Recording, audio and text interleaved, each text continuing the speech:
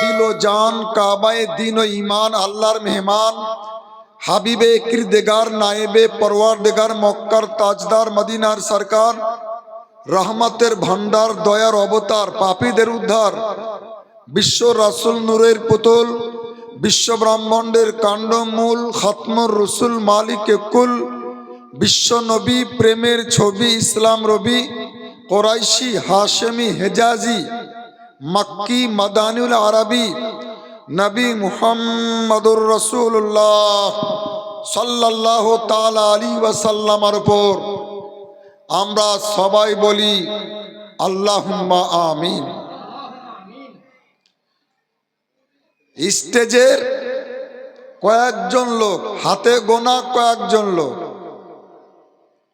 তাদের আমিনের আওয়াজে আপনাদের আওয়াজ যেন ঢাকতে না পারে, সবাই মিলে জোরে মোহাব্বতের সহিত বলুন আল্লাহুম্মা আমিন। আমি অধম মোহাম্মদ আলিমউদ্দিন রেজভী কম বেশি ৩৫ বছর ধরে জালসা করছি। গোটা পশ্চিমবঙ্গ, বিহার, ঝাড়খণ্ড, আসাম, বাংলাদেশ সহ। তো কথাটা এই জন্য বললাম যে গত বছরের আগের বছরও আমি এসেছিলাম, তো এত সাজানো গুছানো মঞ্চ, সাজানো গুছানো স্টেজ, প্যান্ডেল আমি জীবনে খুব কম দেখেছি। আলহামদুলিল্লাহ বলেন। আর অন্যান্য জালসাতে বক্তাও মিথ্যা কথা বলে একটা একটা কোন কথাটা? পর্দার আড়ালের মা ও বোনেরা, অথচ দেখা যায় ওখানে পর্দা থাকে না। তাহলে যেখানে পর্দার আড়ালে নেই সেখানে পর্দার আড়ালের মা ও বোনেরা, কথাটা সত্য হবে না মিথ্যা হবে? কিন্তু এখানে 100% সত্য। সুবহানাল্লাহ বলেন। সত্যি পর্দার আড়ালের মা ও বোনেরা, কমিটিকে অনেক ধন্যবাদ।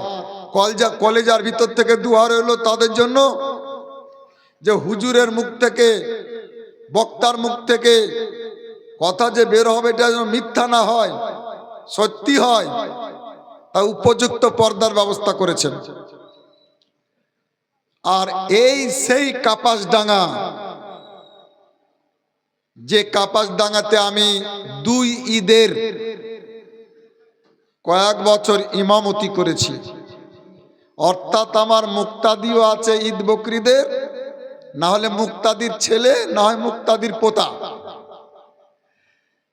তখন পুলিশ দাঁড়িয়ে থাকতো, মানে ঈদগাহটা একটু বিতর্কিত ছিল আমার জানা মতে, তাই পুলিশ প্রশাসন দাঁড়িয়ে থাকতো আর ঈদের নামাজ হতো। আমি ইমামতি করেছি এখানে। এই সুবাদে আপনাদের এই গ্রামের নাম আমার জীবনীতে উঠে গেছে। আমার এক ছাত্র ইঞ্জিনিয়ার আমার ইংরেজিতে আমার বায়োগ্রাফি লিখেছে, আমার জীবনী লিখেছে। তো ওতে আমি কোথায় কোথায় ঈদের বকরা ঈদের ইমামতি করেছি উল্লেখ করা হয়েছে। তাতে কাপাসডাঙ্গার নামটা আছে। ভাবলাম যে এক কপি সাথে নেব, তো তাড়াতাড়িতে ভুলেই গেলাম। আর তাড়াতাড়ি হবে না কেন বাবা, এখন প্রতিদিন স্কুল, মাধ্যমিক উচ্চ মাধ্যমিকের টেস্ট চলছে প্রত্যেকটা স্কুলে, আমার স্কুলে চলছে। আজকে ডিউটি করেছি, কালকেও ডিউটি করতে হবে, তবে আপনাদের টেনশনের কারণ নাই। আলহামদুলিল্লাহ। কাপাসডাঙ্গা গ্রামের সাথে আমার বহু সম্পর্ক রয়েছে। তবে শুনলাম আধ ঘন্টা গাড়ি লেটে চলছে, স্টেজের গাড়ি। এটা কোনো লেটই নয়, 30 মিনিট আধ ঘন্টা লেট, তাই না? ও যে কোনো ট্রেন হোক,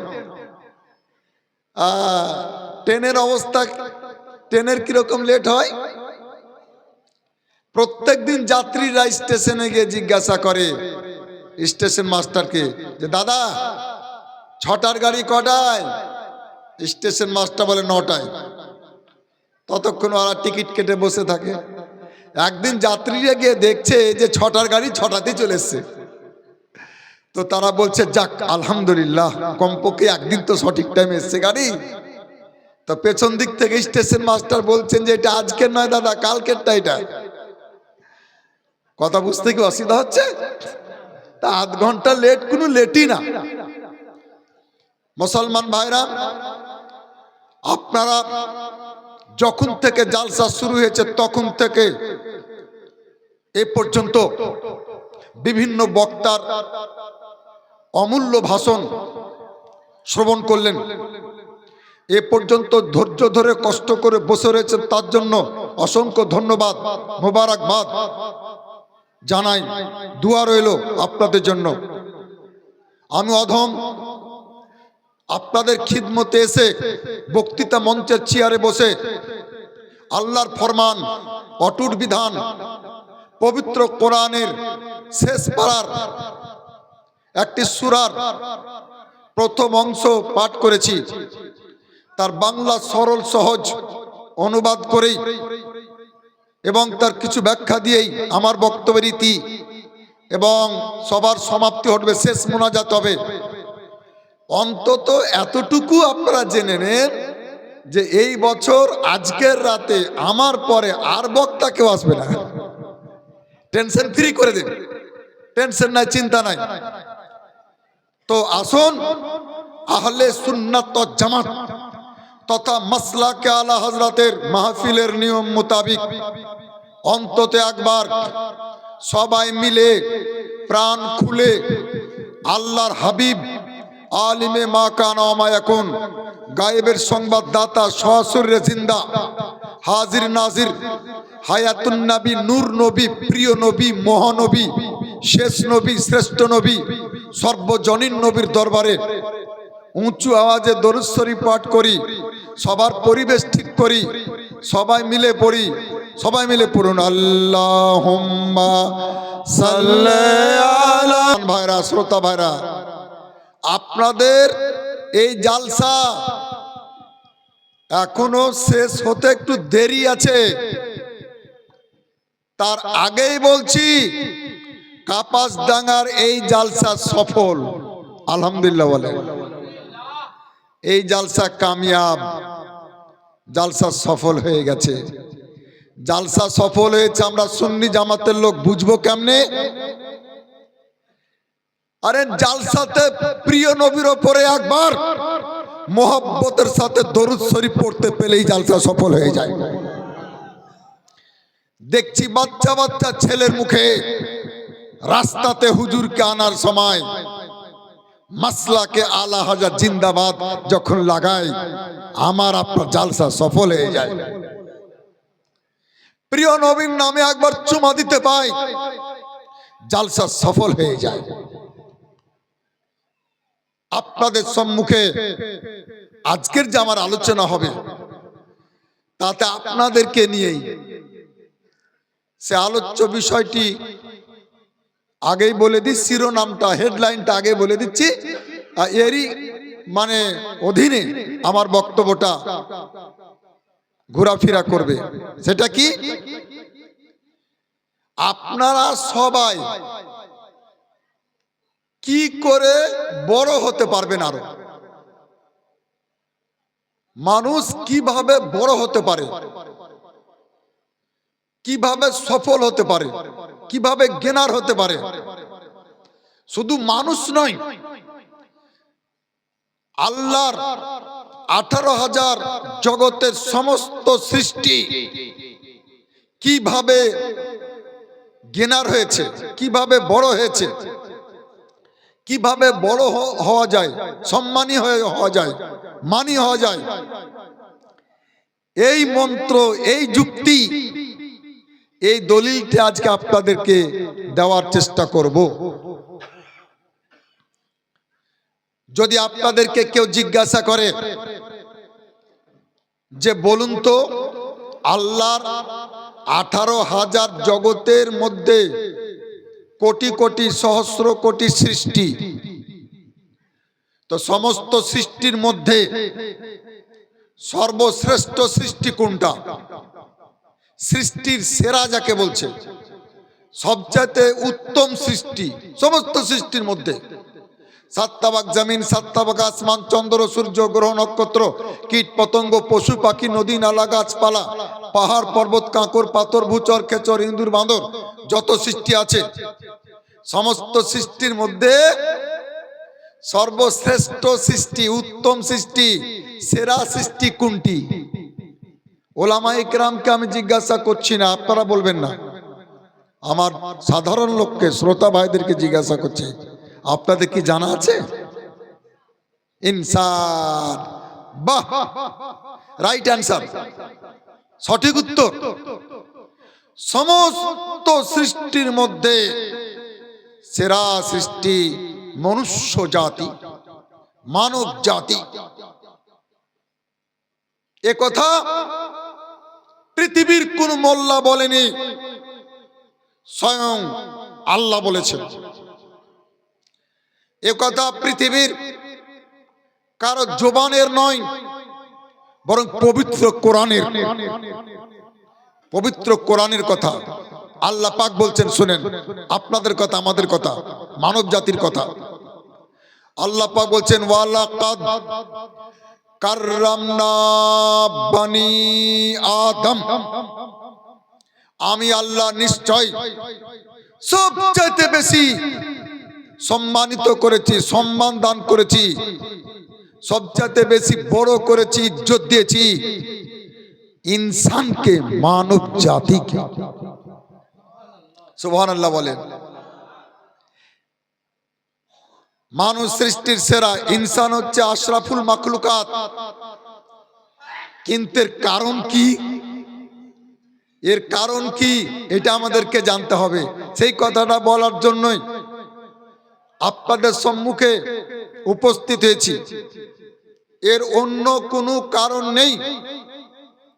দেখুন, ফেরেশতারা নূরের তৈরি, তাও সৃষ্টির সেরা হয়নি। ফেরেশতারা মাসুম, নিষ্পাপ, তাও ফেরেশতা জাতিকে, ব্যক্তিকে না, জাতিকে সৃষ্টির সেরা বলা হয়নি। চন্দ্র সূর্যকে সৃষ্টির সেরা বলা হয়নি।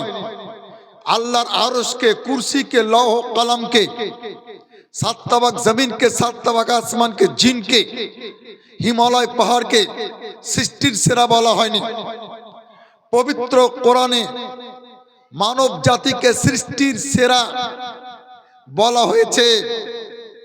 তার মূল কারণ যেটা, সেটা হলো এই যে ও हर आलम की रहमत है, किसी आलम में रह जाते, ये उनकी मेहरबानी है कि आलम पसंद आया। মানুষকে সৃষ্টির সেরা খেতাব এই জন্য ভূষিত করা হয়েছে, আশরাফুল মাখলুকাত খেতাব এই জন্য দেওয়া হয়েছে যে আল্লাহর 18,000 জগতের সমস্ত সৃষ্টির সর্বশ্রেষ্ঠ নবী, সর্বশ্রেষ্ঠ রাসূল, সর্বশ্রেষ্ঠ পয়গম্বর পৃথিবীর অন্য কোন জাতির রূপ ধারণ করে পৃথিবীতে আসেননি, মানব রূপ ধারণ করে এসেছেন। এই কারণে আমার আল্লাহ মানব জাতিকে প্রিয় নবীর আকৃতির ওসিলায়, দয়ার নবীর রূপের ওসিলায়, নবীর ওসিলাতে মানব জাতিকে সৃষ্টির সেরা বানিয়ে দিয়েছে। নবীর কারণে, রাসূলের কারণে। আল্লাহর কসম করে বলছি, কোরআন শরীফের কসম করে বলছি, আমার নবী যদি অন্য রূপ ধারণ করে আসতেন, অন্য জাতির রূপ ধারণ করে আসতেন মানব জাতি বাদ দিয়ে, তাহলে ওই জাতিটাই সৃষ্টির সেরা হয়ে যেত, আশরাফুল মাখলুকাত হয়ে যেত।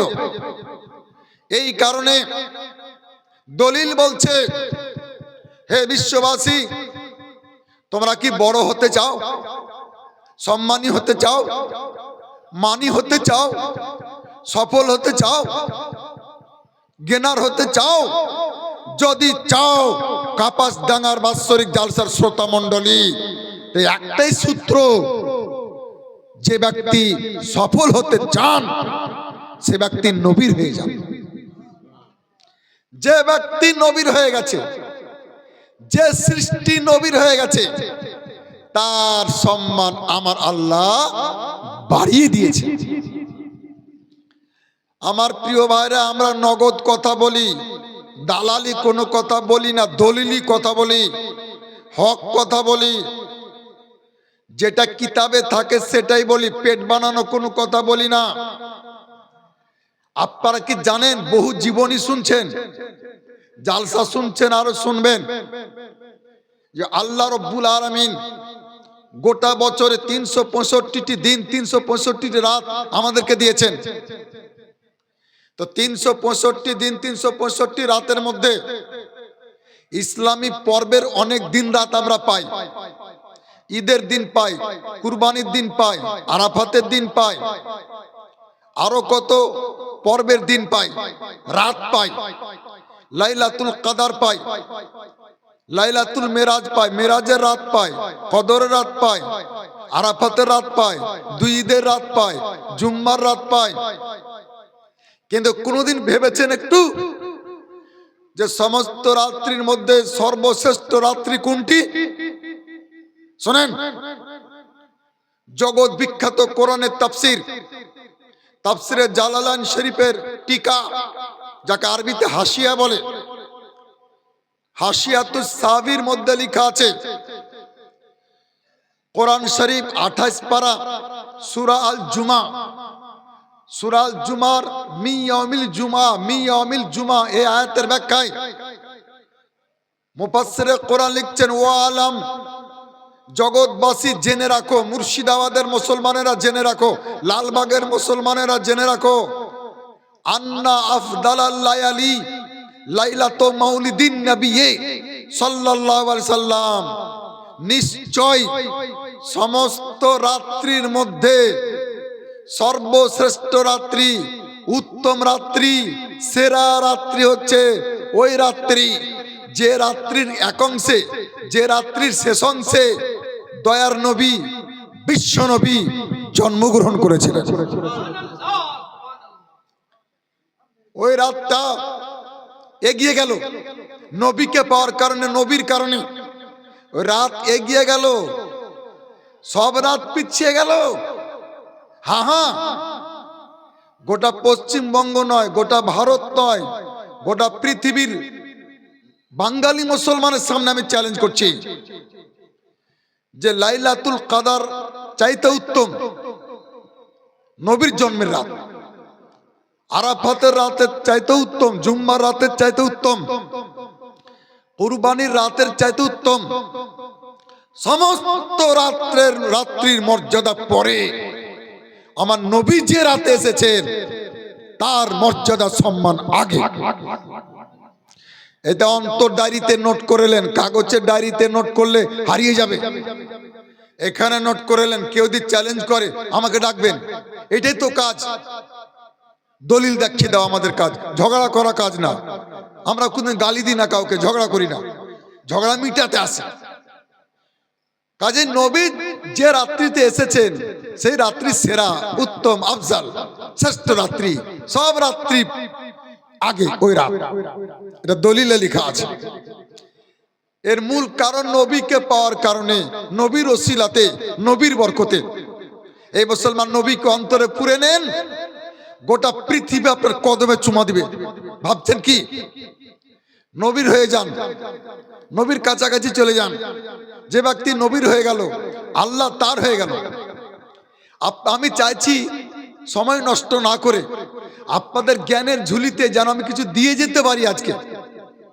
আচ্ছা, আপনারা অনেক লোক বসে রয়েছেন, কোথাও যদি ইসলামিক কুইজ কম্পিটিশনে যোগ দেন আপনারা, আর যদি প্রশ্ন ছুড়ে দেওয়া হয় যে আল্লাহ দুটো জিনিস সৃষ্টি করেছেন, দিন আর রাত, 12 ঘন্টা করে, দিন আর রাত এভারেজ, কখনো বাড়ে কখনো কমে, তো দিন রাত্রির মধ্যে শরীয়তের দৃষ্টিতে উত্তম কে, দিন না রাত? উত্তরটা দিতে হবে শরীয়তের নজরে, শরীয়তের বিধান অনুযায়ী, ফতুয়া অনুযায়ী, মশলা অনুযায়ী।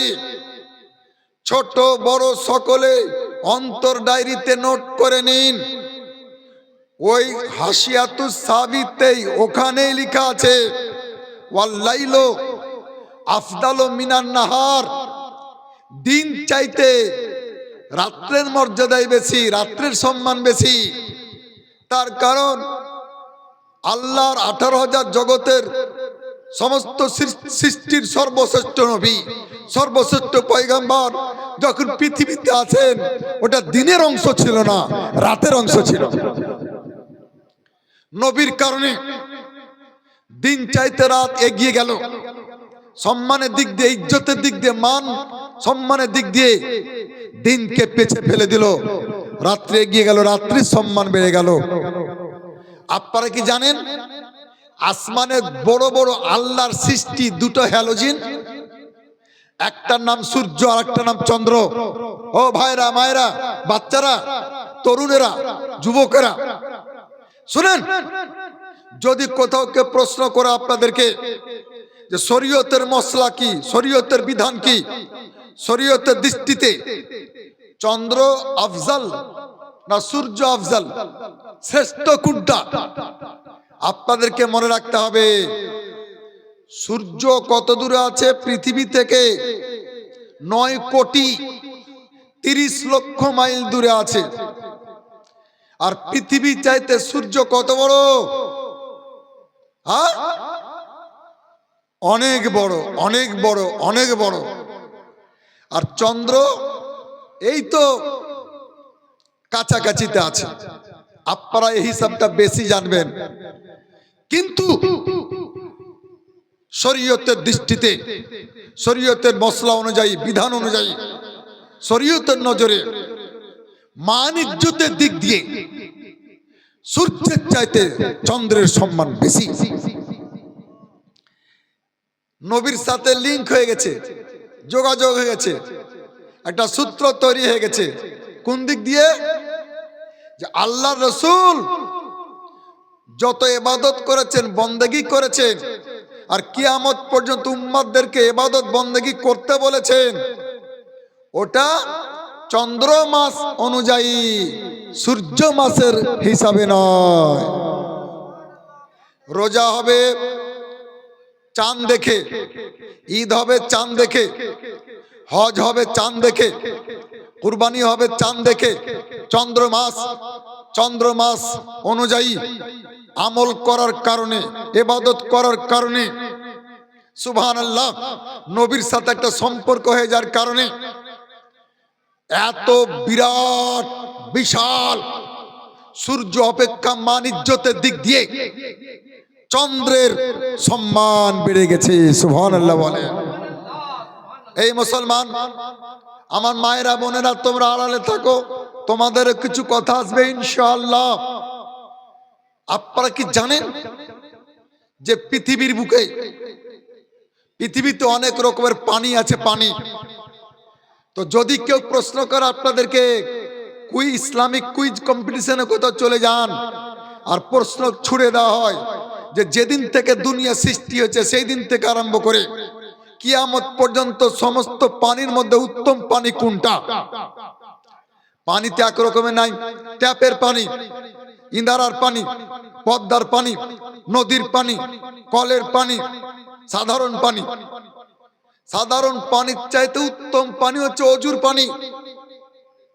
অজুর পানি সম্পর্কে দয়ার নবী মুস্তাফা বলেছেন, যে মুসলমান অজু করার পরে দাঁড়িয়ে বিসমিল্লাহ বলে লোটা বা বদনার বেঁচে যাওয়া অজুর পানি পান করবে নেক নিয়তে, আল্লাহ রাব্বুল আলামিন তার শরীরের 70 প্রকারের ব্যাধি ভালো করে দিবেন।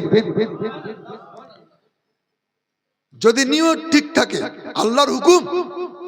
কিন্তু অজুর পানির চাইতে আরো উন্নত পানি আছে, সুবহানাল্লাহ।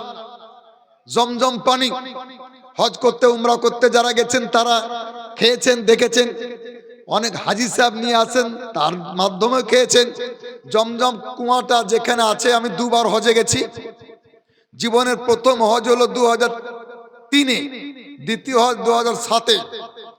তো সুবহানাল্লাহ, জমজম কুয়াতে নবীর হাদিসটা লেখা আছে স্বর্ণাক্ষরে, যে মা ও জমজম লিমা শুরে বালাহু, যে মুসলমান যে নিয়তে জমজম পানি খাবে আল্লাহ পাক তার সেই নিয়ত পূর্ণ করে দিবেন।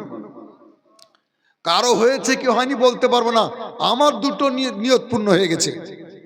আমি ওই নিয়তে খেয়েছিলাম, আল্লাহ আমাকে ওই দুটো জিনিস দান করেই দিয়েছে। জমজম পানি দাঁড়িয়ে খেতে হয় সম্মানার্থে।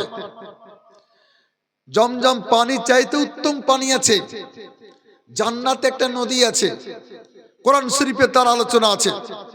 ইন্না আতাইনা কাল কাউসার, আল্লাহ বলছেন হে আমার নবী আপনাকে হাউজে কাউসার দান করে দিয়েছি। তা হাউজে কাউসার একটা নদীর নাম, যেমন ভাগীরথী নদী। এই নদী জঙ্গিপুর থেকে জিয়াগঞ্জ আজিমগঞ্জের মাঝখান দিয়ে লালবাগ বহরমপুর গিয়েছে, কলকাতা গিয়েছে। এইরকম একটা জান্নাতের নদী। বিশ্ব নবীর শিষ্যগণ জিজ্ঞাসা করলেন, ইয়া রাসূলুল্লাহ ইয়া হাবিবাল্লাহ, নদীটা কত বড়?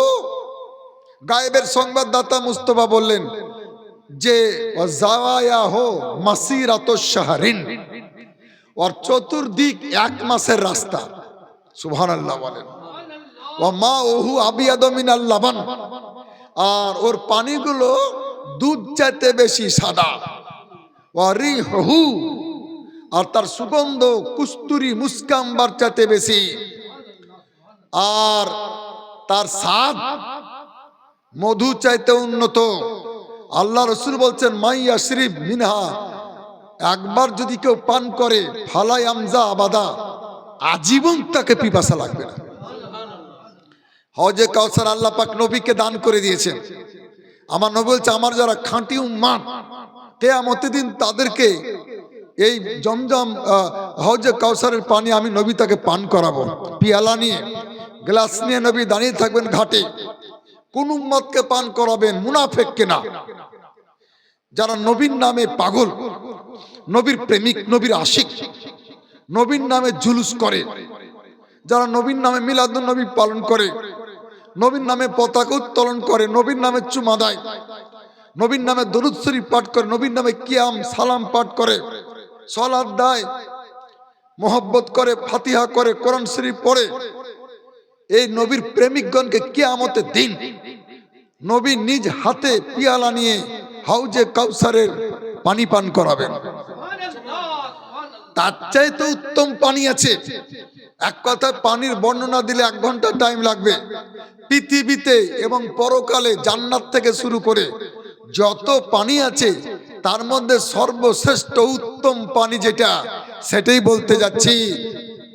নুজহাতুল কারি শারহে বুখারীতে লেখা আছে, মা নাবা মিন আসাবিহি সাল্লাল্লাহু তাআলা আলাইহি ওয়াসাল্লাম ফাহুয়া আফদালু মুতলাকান।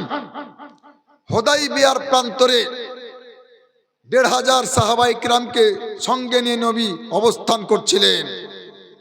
সাহাবায়ে কিরাম বললেন হুজুর পানি শেষ, পানি নাই। গোসল করা তো দূরের কথা, ওযু করার পানি নাই, পান করার পানি নাই। এখন পানি কোথায় পাবো? পানির জলের অপর নাম জীবন। থাকলে বুঝতে পারবেন না, পানি বাড়িতে শেষ হলে বুঝতে পারবেন পানির কি কদর। কারেন্ট না থাকলে 2 দিন বুঝতে পারবেন কারেন্টের কি কদর। আর নেট না থাকলে বুঝতে পারবে ছেলেরা যে নেটের কি কদর। মুর্শিদাবাদের নেট নাই, বন্ধ আছে। আমাদের জঙ্গিপুরের কিছু তরুণ ছেলে এতিমের মতো, কাঙ্গালের মতো, বিধবার মতো হয়ে গেছে। ওরা কে দেখছি সে বীরভূমের ধারে এক ক্যানেলের ধারে 20-25টা ছেলে বসে নেট ঘাটছে, নেট চালাচ্ছে, মানে ওখানে আছে নেট। এই অবস্থা হয়েছে। দাঁত থাকলে দাঁতের মর্ম বুঝা যাবে না। কখন বুঝবেন? একটা লোক বলছে দাঁত উঠে যাওয়ার পর, বলে না তাও না, দাঁত উঠে যাওয়ার পর পাশে বসে যখন কেউ সিনার হাড্ডি কড়মাড় করে চিবাবে বা কাঠখোলার ছোলার ভাজা চিবাবে, তখন মর্মে মর্মে বুঝতে পারবেন যে দাঁত কি জিনিস রে বাবা। বাপ্পা যাদের বেঁচে আছেন বুঝতে পারছেন না, মরে গেলে বুঝতে পারবেন।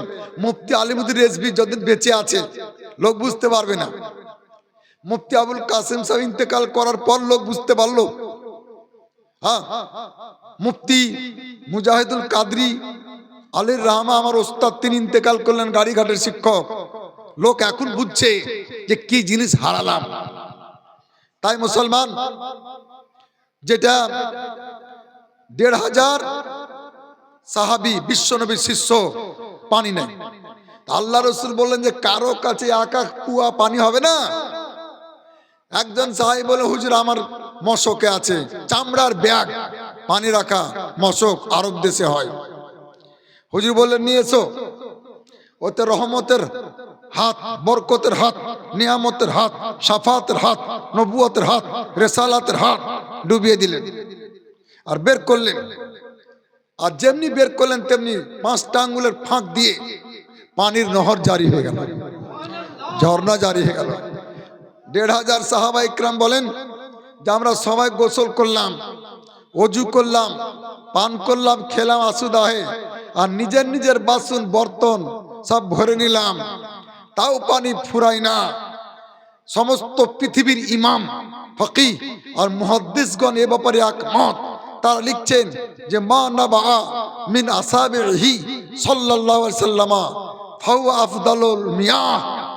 প্রিয় নবীর পবিত্র হাত দিয়ে যে পানি মুবারক বেরিয়েছিল, ইহকাল পরকাল দুনিয়া আর জান্নাত সমস্ত পানি চাইতে শ্রেষ্ঠ পানি ওই পানি হয়ে গেল।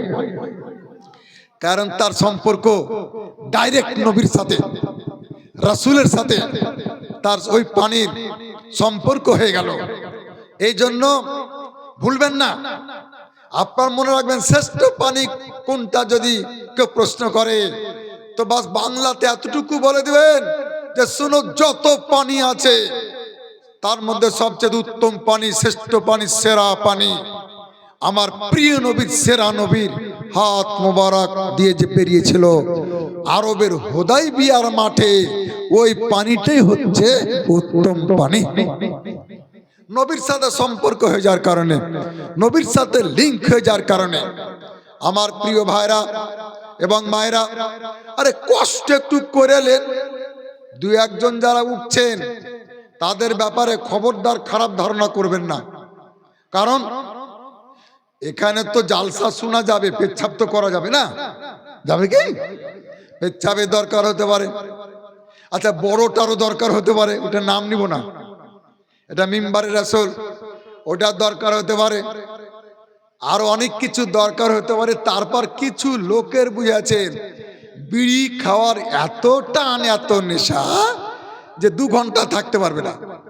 হ্যাঁ গো, রমজান মাসে এক পচা বিড়িখোর মাগরিবের নামাজ পড়ে ইফতার করছে, আমার পাশে দাঁড়িয়ে আছে, আর দেখছি খালি পকেট হাতড়াইছে, এই পকেট হাতড়াইছে।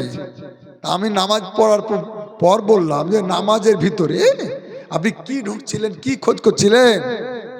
বলে আপনি বুঝবেন কি হুজুর, মাল খুঁজছিলাম, মাল, যে মাল নিয়ে এসছি সাথে না বাড়তে রেখে এসছি, মানে দিয়া সালার বিড়ি বুঝেছেন। মানে ওর বলছে নামাজ থেকে বাইর হতে দেরি, জামাত থেকে ওটা আগে ধরাবে, তারপর ওর জান ঠান্ডা হবে। তেমন টান হতেই পারে মানুষের, এখানে তো টানা যাবে না, যাবে কি? ও বাইরে টেনে টুনে আসবে, তখন আবার ইনশাআল্লাহ আল্লাহ তৌফিক দিলে, সুবহানাল্লাহ বলেন, আল্লাহ তৌফিক দিলে আসবে। এই জন্য সুবহানাল্লাহ বলালাম, আল্লাহ তৌফিক দেন, আল্লাহ আল্লাহ। কাজেই এবার তো আপনাকে জবাব আপনাদেরকে দিতে হবে। মানুষ সৃষ্টির সেরা, ইনসান সৃষ্টির সেরা, মনুষ্য জাতি, মানব জাতি সৃষ্টির সেরা, নো ডাউট, বেশক। কিন্তু মানুষ তো 2 প্রকারের, 2 ভাগে বিভক্ত। এই পর্দার আড়ালে বসে আছে নারী, আর আমার সামনে বসে আছে নর। মরদ আর আওরাত, মর্দ আর Aurat, gents, ladies, boys, girls, এই দুটোর মধ্যে কোনটা উত্তম, শ্রেষ্ঠকে জন্মগতভাবে আমার মনে হয় আর কিছুক্ষণ পরে আমাকে বলতে হবে না, ইশারাতে ইঙ্গিতে আপনারা বুঝে নেবেন। তাহলে নারী পুরুষের মধ্যে তুলনামূলকভাবে উত্তম তিনি হবেন শ্রেষ্ঠ তারে হবেন, সেরা তারে হবেন যে জাতির মধ্যে প্রিয় রাসূল এসেছেন। সুবহানাল্লাহ বলেন। প্রিয় রাসূল নারী সেজে এসেছেন না নর সেজে এসেছেন? নর সেজে এসেছেন, পুরুষ সেজে এসেছেন। মনে রাখবেন একটা আকায়েদের কথা, নারী জাতির মধ্যে নবী রাসূল হয় না, জিন জাতির মধ্যে নবী রাসূল হবে না, হয়নি, হবে না। ফেরেশতাদের মধ্যে শুধু রাসূল হবেন, নবী হবে না। নবী হওয়ার জন্য মানুষ হতে হবে অতুলনীয় মানুষ, মহামানব, এবং পুরুষ হওয়া লাগবে। এই জন্য মা বোনেরা তোমরা কিছু মনে করিও না, নবীর সাথে নবী যে রূপে এসেছেন, যে নবী আকৃতিতে এসেছেন, সেটা হচ্ছে পুরুষ আকৃতিতে এসেছেন। তাই তুলনামূলক ভাবে নারী জাতি চাইতে পুরুষ জাতিকে ইজ্জত সম্মান বেশি দিয়েছেন আল্লাহ পাক। সুবহানাল্লাহ বলেন।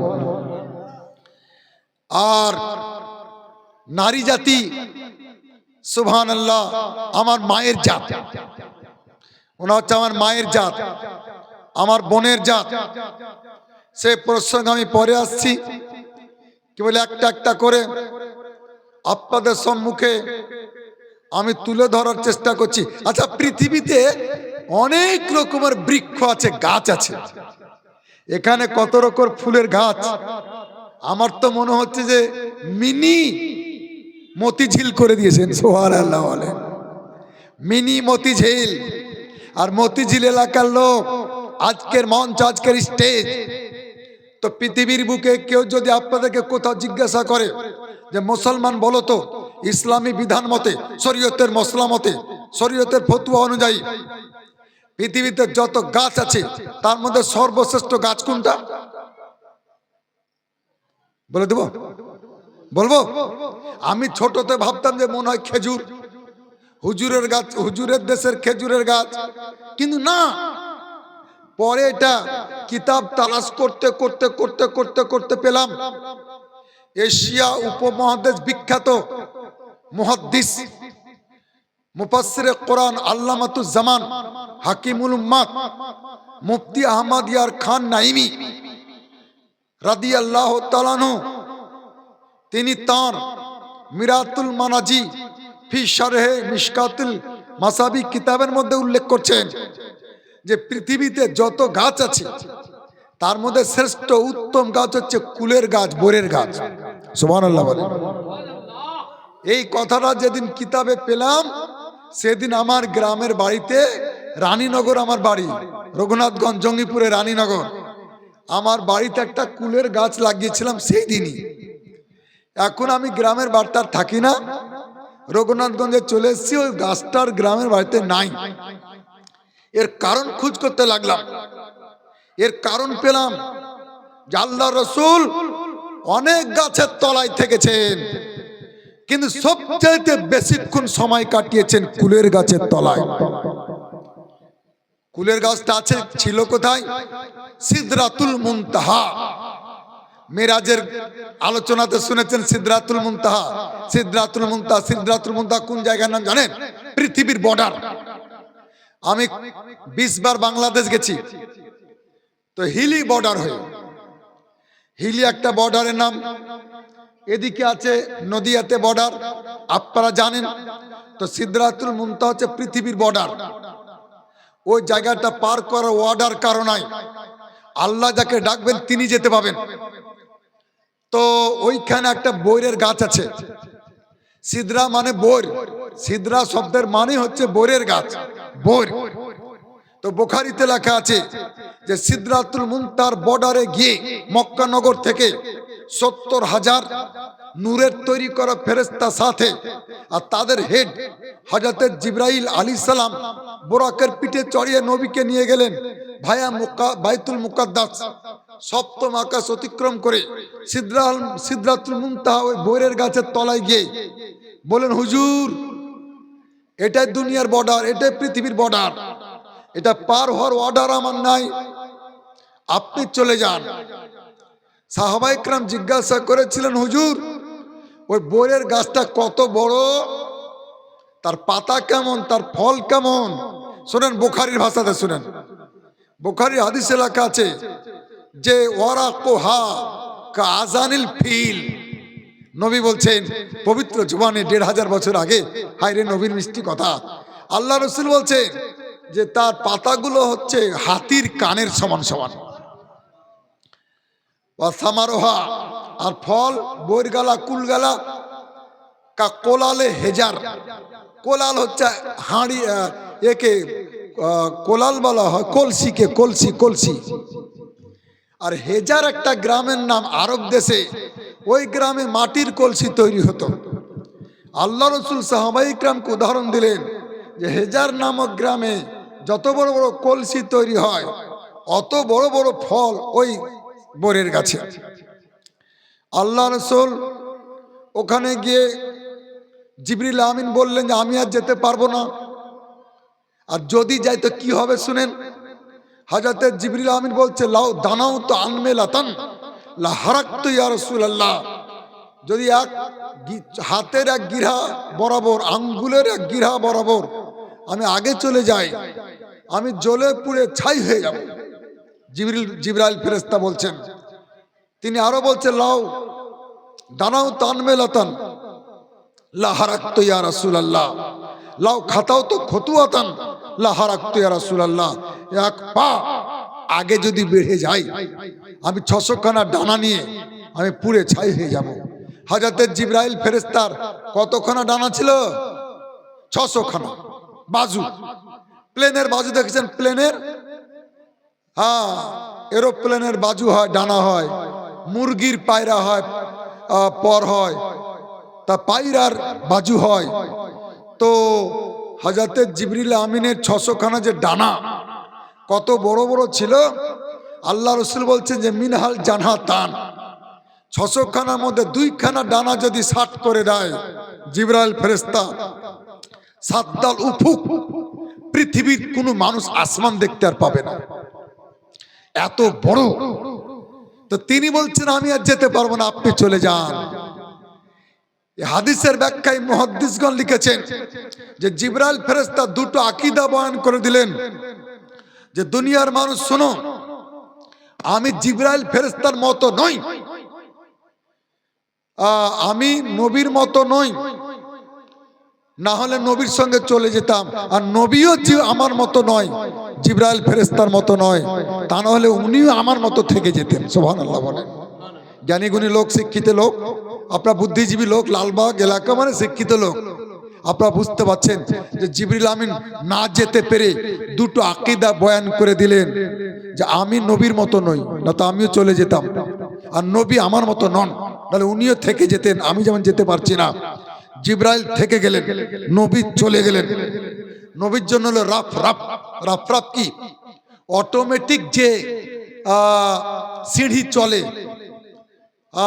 রোলিং হয়, বিভিন্ন স্টেশনে লাগা আছে, কলকাতা পাতাল রেলে লাগা আছে। রাফ রাফ একটা অটোমেটিক চলন্ত বিছানা, সবুজ রঙের, চলে এলো, নবী আল্লাহর কাছে গেলেন। ওই ঘটনা আমি যাচ্ছি না। এই হাদিসের ব্যাখ্যায় মুহাদ্দিসগণ লিখছেন যে প্রিয় নবী অনেকক্ষণ অনেকক্ষণ অনেকক্ষণ ওই জায়গাতে বরের গাছের নিচে কাটানোর কারণে আল্লাহ রব্বুল আলামিন নবীর দোয়ায়, নবীর দোহায়, নবীর ওসিলায় সর্বশ্রেষ্ঠ বৃক্ষ কুলের গাছকে বানিয়ে দিলেন। এই জন্যই মনে হয় বিদায় বেলায় শেষ গোসলে কুলের পাতা দেওয়া হয়। আর আরেকটা কারণ হচ্ছে যে কুলের পাতার ভিতরে লাসলেস একটা পদার্থ আছে, ওটা পরিষ্কারে সাহায্য করে, সহযোগিতা করে। বুঝা গেল? আজকে আমরা জানতে পারলাম দলিল থেকে যে পৃথিবীতে যত গাছ আছে সর্বশ্রেষ্ঠ গাছ হচ্ছে কিসের গাছ? সবাই মিলে বলেন, কুলের গাছ, বরের গাছ। আমার ভাইরা, আচ্ছা আপনারা তো কুরবানি দেন, দেন না? আচ্ছা কোন কোন পশুর কুরবানি দেওয়া যাবে আর একবার নতুন করে শুনেলেন? বিড়ালের কুরবানি দেওয়া যাবে? গাধার, হাতির, ঘোড়ার? না। মোট 6টা পশু, গরু, মহিষ, উট, ছাগল, ভেড়া আর দুম্বা। 6টা হয়ে গেল। কিন্তু এটা তো সবাই জানে, ও ইস্তেহারে লেখা থাকে, কিন্তু কোন পশুর কুরবানি দেওয়া সবচাইতে উত্তম এইটা লোক জানে না। ওটাই বলার জন্য কথা তুলেছি। আচ্ছা, কোন পশুর কুরবানি দেওয়া উত্তম মুস্তাহাব বলে দেব? বলবো? উটের। উটের কুরবানি দেওয়া উত্তম, বেশ মুস্তাহাব যাকে বলছে, বেশি নেকি। এর কারণ কি?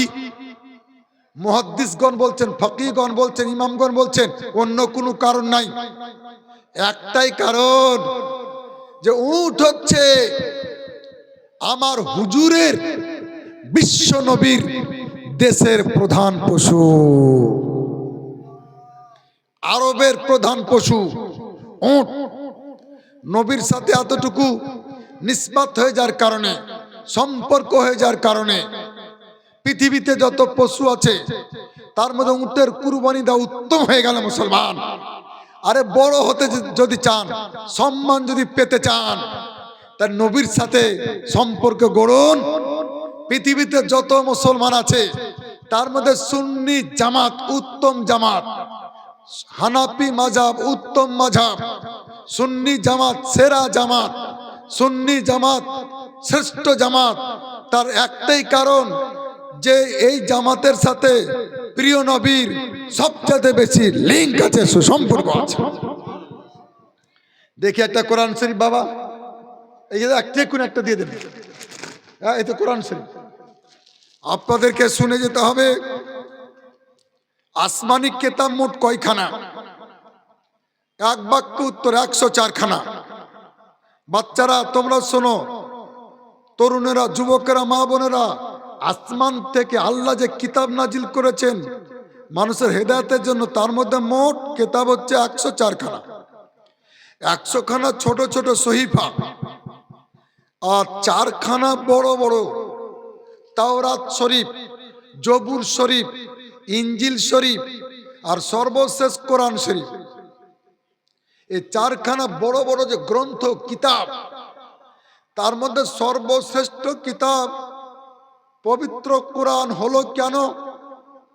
কোরআন চাইতে বড় কি কিতাব ছিল না? ছিল। তাওরাত, যেটা মুসা নবীর উপর আল্লাহ পাক নাজিল করেছিলেন, তাতে সূরা কয়টা ছিল জানেন? 1000 সূরা ছিল। আর প্রত্যেকটা সূরা ছিল সূরাল বাকারার সমান। কয়েক কুইন্টাল ওজন ছিল।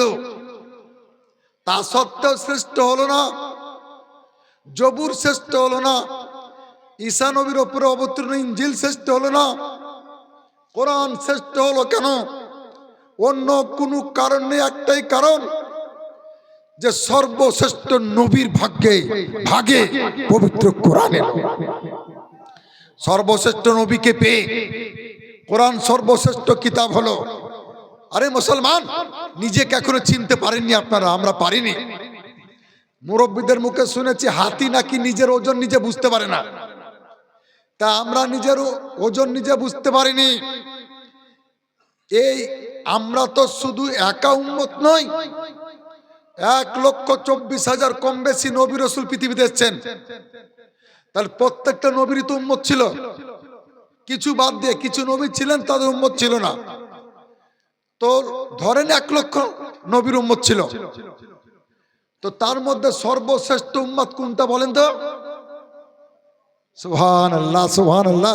আর আপনাদের কথা বলা হচ্ছে, যত উম্মত, আল্লাহ এই সার্টিফিকেট স্বয়ং আল্লাহ দিচ্ছেন পবিত্র কোরআনে। আল্লাহ পাক বলছেন, কুনতুম খায়রা উম্মাতিন, ওগো প্রিয় নবীর শেষ নবীর উম্মত, তোমরাই পৃথিবীতে শ্রেষ্ঠ উম্মত, তোমরাই শ্রেষ্ঠ জাতি। কিন্তু আমরা কত শ্রেষ্ঠ আমরা বুঝতে পারলাম না। কত শ্রেষ্ঠ বলবো? আচ্ছা, আপনাদের দেশে হোমগার্ড আছে, হোমগার্ড? আচ্ছা, হোমগার্ডের যুগ শেষ, সিভিক পুলিশ। সিভিক পুলিশের আমি নাম রেখেছি, এরা পুলিশের তালবিলিম। হ্যাঁ গো, খাটনি বেশি চাটনি কম। তো ইদানিং ওদের বেতন বাড়িয়েছে, আমি দোয়া করেছি আল্লাহ এদের সম্মান বেতন আরো বাড়িয়ে দাও, আমিন বলে। সবাই মিলে বলে আল্লাহুম্মা আমিন। এরা অনেক কাজ করে, এদের জন্য আমি দোয়া করি। তো কোন সিভিক যদি যোগ্যতার বলে দোয়া করে যে আল্লাহ আমাকে বড় দারোগা বানিয়ে দাও, এটা যুক্তিযুক্ত, এটা মানানসই কথা। কিন্তু কোন থানার বড় দারোগা যদি দোয়া করে আল্লাহ আমাকে বড় দারোগা না করে সিভিক পুলিশ বানিয়ে দাও, এটা মানানসই কথা হবে? হ্যাঁ, এটা যুক্তিযুক্ত কথা হবে কি না? তো বড় বড় নবী, বড় বড় রাসূল আল্লাহর কাছে দোয়া করেছিলেন, আল্লাহ আমাদেরকে নবী রাসূল না করে যদি শেষ নবীর উম্মত করতে আমাদের জন্য ওটাই উত্তম হতো। সুবহানাল্লাহ। কাজেই আমি একটা উদাহরণ দিয়েছি কিন্তু কথাটা বুঝাবার জন্য। এই কথার সাথে উদাহরণের কোনো সম্পর্ক নেই। আমরা সেই উম্মত যে উম্মতে আসার জন্য, উম্মত হওয়ার জন্য বড় বড় নবী রাসূল আল্লাহর কাছে দোয়া করেছিলেন। তাই তো কোনো বাংলা কবি থামতে না পেরে, থাকতে না পেরে এই কথাটি এইভাবে ব্যক্ত করেছেন। বড় বড় নবী রাসূল করেছিলেন প্রার্থনা, নবী মোদের না বানাইয়া, রাসূল মোদের না বানাইয়া উম্মত কেন করলে না? আল্লাহুম্মা সাল্লি আলা মাওলানা মুহাম্মদ ওয়ালা আলে মাওলানা মুহাম্মদ সাল্লি আলা মুহাম্মাদিন মুহাম্মদ হরদম জবান পাক নামে মুহাম্মদ হরদম জবান শাফিওনা মুহাম্মদ সাল্লাল্লাহু আলাইহি সাল্লাম। আরে কিয়ামতের দিন আমাদের ইজ্জত সম্মান দেখে অন্যান্য নবীর উম্মতরা আফসোস করবে। সুবহানাল্লাহ। আমি বুঝতে পারিনি গো, অনেক ওলামা ইকরাম এখানে বসে রয়েছেন, আমি সুবহানাল্লাহ বলার আওয়াজে বুঝতে পারলাম যে মঞ্চে এসে উপস্থিত হয়েছে আমার অত্যন্ত স্নেহের আদরের পশ্চিমবঙ্গ, বাংলা, বিহার, ঝাড়খণ্ড, আসামের বর্তমানে সোশ্যাল মিডিয়ায়, ইউটিউবে সুন্নি জামাতের একটা ভাইরাল বক্তা মাওলানা আবু তাহের রাজভী সাল্লামাহু। সুবহানাল্লাহ বলেন। আপনাদের গ্রামের নাম বহু দূর পর্যন্ত পৌঁছে দেবে ইনশাআল্লাহ তাআলা। এই কাপাসডাঙ্গা, এই কাপাসডাঙ্গাতে কত লড়াই করেছি। আমার মনে আছে গুদিয়ার কথা। গুদিয়াতে চ্যালেঞ্জ করেছিল বিরোধী পক্ষ যে মিলাদের দলিল দেখাতে হবে, কিয়ামের দলিল দেখাতে হবে, জুলুসের দলিল দেখাতে হবে। আপনারা যারা মুরব্বী তাদের মনে আছে, একদিন আগে আমরা এক ট্রাক কিতাব নিয়ে ওই মসজিদের দোতলাতে বসেছিলাম, তার মধ্যে আমি একজন ছিলাম। বিরোধীরা আসেনি, এখনো আসে না। আপনাদের মনে থাকবে নসিপুরের মুনাজারার কথা। দুনিয়া থেকে বিদায় নিয়েছেন, আমি তার অসম্মান করছি না। মাওলানা হাজিকুল আলাম উনি নাকি বলেছিলেন যে খুতবার আজান মসজিদের ভেতরে হবে। আমাদেরকে জানালেন মুফতি জুবাইর সাহেব আর মাওলানা বদরুল ইসলাম মুজাদ্দিদি সাহেব যে মুনাজারা করতে হবে। আমরা আপনার টেকার কিতাব নিয়ে, আর ওখানে তো কিতাব ছিল, রেডি ছিলাম। ও চিরকুট কাগজটা আমার ফাইলে ছিল, এখন খুঁজে পাচ্ছি না। মাওলানা হাজিকুল আলম লিখে পাঠিয়েছিলেন, আমার শরীর অসুস্থ, আমি যেতে পারবো না। তিনি ইমান হালাতে দুনিয়া থেকে গেলে আমরা দোয়া করব, আল্লাহ তিনাকে যেন জান্নাতবাসী করেন। ইমানি হালাতে যদি তিনি পর্দা করেছেন, আমরা কারো বিপক্ষ নেই। 26-27টা মুনাজারাতে অংশগ্রহণ করেছি। আমাদের সুন্নি জামাতের লড়াইয়ের ফসল এই আজকে আহলে সুন্নাত ওয়াল জামাত ফুলেছে, ফলেছে, আরো ফুলবে, আরো ফুলবে। বহু তরুণ বক্তা, সুবহানাল্লাহ, জীবনী বক্তা, ইউটিউব ফেসবুকে ভাইরাল বক্তা সুন্নি জামাতের দরকার ছিল। জীবনী বক্তার জন্য আমি দোয়া করি। তাদের জন্য শুধু এতটুকু আমি বলে থাকি যে আপনারা বইপত্র দেখে কথা বলুন, যেটা দলিল আছে সেটা বলুন, যেটা নাই সেটা বলবেন না। এখন কিন্তু শুনেন, এখন অন্যায় করা আরো কঠিন হয়ে গেছে। চোরের জন্য চুরি করা আরো কঠিন হয়ে গেছে, কারণ এখন সোশ্যাল মিডিয়ার যুগ, সিসি ক্যামেরার যুগ। ধরা পড়ে যাবে। আমি যা বলছি সব রেকর্ডিং হচ্ছে। আমি একটা কথা ভুল বললে আমাকে জবাব দিতে হবে। তাই আপনাদের, আমাদের তকদির কত ভালো, আখেরি নবীর উম্মতের তকদির কত ভালো। শুনেন, কিয়ামতের দিন জান্নাত উদ্বোধন করবেন কে? জান্নাত ওপেনিং যখন হবে, কোটি কোটি সহস্র কোটি জান্নাতি, সমস্ত নবী রাসূল জান্নাতি, সমস্ত নবীর সাহাবায়ে কিরাম জান্নাতি, সুন্নি জামাত জান্নাতি। ওখানে তো কোটি কোটি সহস্র কোটি জান্নাতি। তো সর্বপ্রথম জান্নাতে প্রবেশ করবেন কে? সিয়াসিত্তার মধ্যে দ্বিতীয় স্থানে সহিহ মুসলিম শরীফ। ওই মুসলিম শরীফের হাদিস, আল্লাহ রাসূল বলছেন, আল জান্নাতু হারামুন আলাল আম্বিয়া। হযরত আদম নবী থেকে ঈসা নবী পর্যন্ত সমস্ত রাসূল নবীর জন্য জান্নাত নো এন্ট্রি ঘোষণা করা হবে, জান্নাত হারাম ঘোষণা করা হবে। হাত্তা আদখুলাহা, যতক্ষণ পর্যন্ত আমি নবী মুস্তাফা কদম মোবারক না রাখবো, আমার নবী যতক্ষণ না প্রবেশ করবেন, কোন নবী জান্নাতে প্রবেশ করবেন না। ও আলাল উমাম, আর হযরত আদম নবী থেকে ঈসা নবী পর্যন্ত সমস্ত নবীর উম্মতের জন্য জান্নাত হারাম থাকবে, নো এন্ট্রি থাকবে। হাত্তা তাদখুলা উম্মতি, আমার নবী বলছেন যতক্ষণ পর্যন্ত আমার উম্মত জান্নাতে প্রবেশ না করবে, আপনারা প্রবেশ না করবেন, সুন্নি জামাতের মুসলমান প্রবেশ না করবে। আল্লাহ আল্লাহ। এই জন্য আমি পবিত্র কোরআন থেকে পাঠ করেছি। আল্লাহ পাক বলছেন, ওয়াত্তিনি ওয়াজাইতুন ওয়া তুরে সিনিন, ডুমুর ফলের শপথ। তিন মানে ডুমুর। আল্লাহ পাকের কোরআনের মানে শুনেন, ওয়াত্তিন, আল্লাহ নিজে বলছেন, ডুমুর ফলের শপথ। ওয়াজাইতুন, আর জাইতুন নামক বৃক্ষের কসম শপথ। ওয়া তুরে সিনিন, আর মিশরে অবস্থিত সিনাই, তুরে সিনিন, সিনাই পর্বতের কসম, পাহাড়ের কসম। লাকাদ খালাকনাল ইনসানা ফি আহসানি তাকবীম, নিশ্চয় আমি আল্লাহ সবচাইতে সুন্দর করে মানুষকে সৃষ্টি করেছি। সুবহানাল্লাহ বলেন। সৌন্দর্যের কথা শুনেন, রূপের কথা শুনেন, রূপবানের কথা শুনেন। পৃথিবীতে যত সৃষ্টি আছে, কত নাম নিব আমি, আবার একবার নাম নিয়ে নি।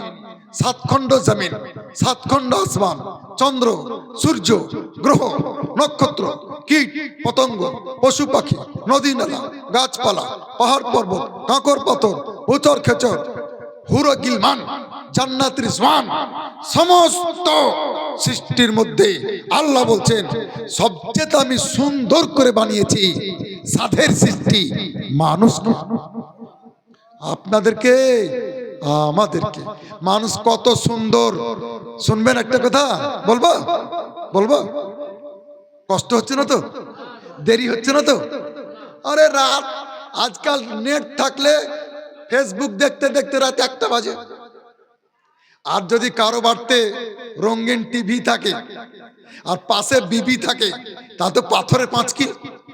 ওরে বাবা রে বাবা, একদিকে টিভি একদিকে বিবি, রাত 1টা হয়ে গেছে, 1:30, তাও নিদ আসে না, আর নেটের মশারি, আর পাঁচে চলছে গরমে ফ্যান, ভিআইপি ভ্যান। কাজে এই রাত আর কতটা হয়েছে বাবা, প্রত্যেক দিন তো জালসা হবে না। তো কত সুন্দর এক স্বামী তার স্ত্রীকে বলেছিল যে বলো তুমি বেশি সুন্দরী না আকাশের চাঁদ বেশি সুন্দর? স্বামী বলল আকাশের চাঁদ চাইতে তুমি যদি বেশি সুন্দরী না হতে পারো তাহলে তোমাকে তালাক, তাহলে তোমাকে তালাক থাকলো। তালাক খুব সহজে দেবেন না, যে কোনো প্রকার মুখ থেকে বেরিয়ে গেলেই বাস কেসা খতম, উপায় নাই আর। স্ত্রী বলল এত বড় কথা, পূর্ণিমার চাঁদ চাইতে আমি সুন্দরী যদি না হই তাহলে আমাকে তালাক দিয়ে দিলা। স্ত্রী সঙ্গে সঙ্গে বাড়ি থেকে বেরিয়ে গেল আর মুফতি সাহেবদের কাছে গেল। মুফতি সাহেবদের দরকার চিরদিনই হয়। এক মুফতি সাহেবের কাছে গেলেন, তিনি বললেন যে আমার স্বামী এই কথা বলেছে, তালাক কি হবে? উনি বললেন যে এটা আমাদের জন্য নতুন মশলা বাবা, কেতাবপত্র দেখতে হবে, ঘাঁটতে হবে, তারপরে বলবো। তো ওই যুগের একজন বড় ইমাম ছিলেন, ওনার কাছে গেলেন। উনি বললেন যে এটা কেতাব দেখার কোনো দরকারই নাই, তালাক হবে কিনা কোরআন শরীফে আর লেখা আছে, আল্লাহ পাক বলে দিয়েছেন। আল্লাহ পাক সূরা 3-এর মধ্যে বলেছেন লাকাদ খালাকনাল ইনসানা ফি আহসানি তাকবীম, আমি সবচেয়ে সুন্দর করে মানুষকে সৃষ্টি করেছি। এর দ্বারাই প্রমাণ হচ্ছে যে পূর্ণিমার চাঁদ অপেক্ষা মানুষ বেশি সুন্দর। আল্লাহর কথা। অতএব এই কথা স্বামী যদি 100 বার বলে, 1000 বার বলে, তাও তালাক হবে না। তোমার তালাক হয়নি, কোনো চিন্তা নেই, তোমার কোনো টেনশন করিও না, বাড়ি যাও, ঘর সংসার করো, তোমার তালাক হয়নি। এতেই বোঝা গেল ছাগল আর পাগল বাদ দিয়ে কারো বুঝতে অসুবিধা থাকবে না যে মানুষকে আল্লাহ কত সুন্দর করেছেন। আর সুন্দর করবেন না কেন? যে মানবী চাদর পরিয়ে, মানবী আকৃতিতে, মানব রূপে আল্লাহ পাক তার প্রিয় নবীকে পাঠিয়েছেন। আপনাদের একটি কথা মনে রাখতে হবে, পুরুষের জন্য অলংকার বা গয়না নিষেধ কেন? পুরুষ যদি গয়না পরে দেখতে বিচ্ছিরি লাগবে, খারাপ লাগবে। আমি যদি নাকে দুল পরি, কানে দুল পরি, নাকে ফুল পরি, চাঁদির বা সোনার, হাতে চুড়ি পরি, গলাতে মালা পরি, ইত্যাদি ইত্যাদি, পুরুষকে দেখতে খারাপ লাগবে। অলংকার বা গয়না মা বোনদের জন্য জন্মগতভাবে নারী অপেক্ষা পুরুষ দেখতে সুন্দর। শোনেন ভালো করে, আপনাদের কথা বলছি, যে তোমার নবী পুরুষ আকৃতিতে দুনিয়াতে এসেছেন, এই জন্য জন্মগতভাবে নারী অপেক্ষা পুরুষ বেশি দেখতে সুন্দর। এই জন্য নারীদেরকে অলংকার দিয়ে সুন্দরী বানাতে হয়। পুরুষ জন্মগতই সুন্দর, এজন্য এদের অলংকারের দরকার নাই, গয়নার দরকার নাই। এটাকে বুঝাবার জন্য একটা ছোট্ট উদাহরণ দিচ্ছি। তরকারি সাদা ভাতে মানায়, তরকারি লাগে সাদা ভাতে। আমরা ছোটতে বলতাম যে আলু কেন দেয়? আলু দেয় খাওয়া চালু করার জন্য। ডাল দেয় কেন? ভাতকে ঘাইল করার জন্য। ভর্তা দেয় কেন? তরকারিতে পর্তা যেন হয়, বুঝলেন? শাক দেয়, মাছ দেয়, গোশ দেয়, মাংস দেয়, অনেক কিছু দেয়। এই সমস্ত তরকারি সাদা ভাতের জন্য, কারণ ভাত সাদা, ওতে তরকারি মিশানো হয়নি, ওতে তরকারির কোনো অংশ নাই। কিন্তু বিরিয়ানিতে তরকারি লাগে না। মাটন বিরিয়ানি সুন্দর, চিকেন বিরিয়ানি ইউপি দিল্লির, এতে আপনার তরকারি লাগবে না, কারণ তরকারির যে উপকরণ ওটা ঢুকানো আছে, ওটা দিয়েই বিরিয়ানি তৈরি করা হয়েছে অলরেডি। তো ঠিক বিরিয়ানিতে যেমন শাক মানায় না, ডাল মানায় না, ঠিক তেমনি পুরুষ তুমি জন্মগত সুন্দর, নবীকে যে আকৃতিতে, যে রূপে, যে জাতিতে পৃথিবীতে পাঠানো হয়েছে পুরুষ রূপে, ওই রূপে তুমি এসছো, তুমি অটোমেটিক সুন্দর, জন্মগত সুন্দর। কাজে তোমার জন্য গয়না লাগে না, গয়না দিয়ে তোমাকে সুন্দর বানাবার দরকার নাই। আর মা বোনেরা সাদা ভাতের মতো, এই জন্য মা বোনেরা বলেন যে লেপলে পুছলে মাটি আর সাজালে কুজালে বেটি। এই জন্য তাকে সাজাতে হয়, অলংকার দিতে হয়, গয়না দিতে হয়। আল্লাহ আল্লাহ, এই কারণে আপনার বোঝা গেল যে আল্লাহ পাক মানুষকে এবং তার মধ্যে পুরুষকে সবচেয়ে বেশি সুন্দর বানিয়েছে। আল্লাহ আল্লাহ, মাশাআল্লাহ। আমি ঘড়ি না দেখলে আবার বলা মুখ আর চলা পা, যার কারণে হয়তো টের পাবো না। একবার মোহাব্বতের সহিত প্রাণ ভরে সবাই মিলে সেই প্রিয় নবীর ওপরে, দয়ার নবীর ওপরে দরুদ শরীফ পাঠ করে এলেন। আমি ইনশাল্লাহ এবার মোটামুটি ছুটির ঘন্টা আমি রেডি করছি ইনশাল্লাহ তাআলা। কেউ দোয়া করে যাবেন, সবাই মিলে পড়ুন আল্লাহুম্মা সাল্লি আলা মাওলানা মুহাম্মাদ ওয়ালা সাইয়্যিদিনা। ভাইরা আমার, আমি জানি বারবার যত দরুদ পড়বো তত বেশি নেকি পাবো, কিন্তু আমি তুলনামূলক দরুদ কম পড়াই। কেন?